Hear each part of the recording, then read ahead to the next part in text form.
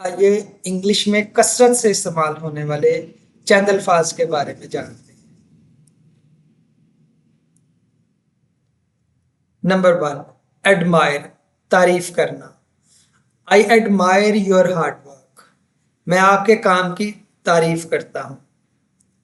Number 2, struggle, struggle नहीं struggle, जदोजहद या कोशिश।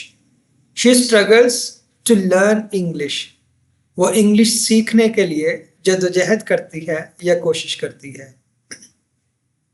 नंबर 3, अर्जेंट, फौरी। दिस मैसेज इज अर्जेंट, ये पैगाम फौरी है या इसको फौरी पहुंचना चाहिए। कंफ्यूज, उलझना या उलझाना। मैथ कंफ्यूजेज मी समटाइम्स, मैथ बाज़ औक़ात मुझे उलझाता है या कंफ्यूज करता है। पोलाइट, मुअद्दब, अदब करने वाला या इज्जत से बात करने वाला।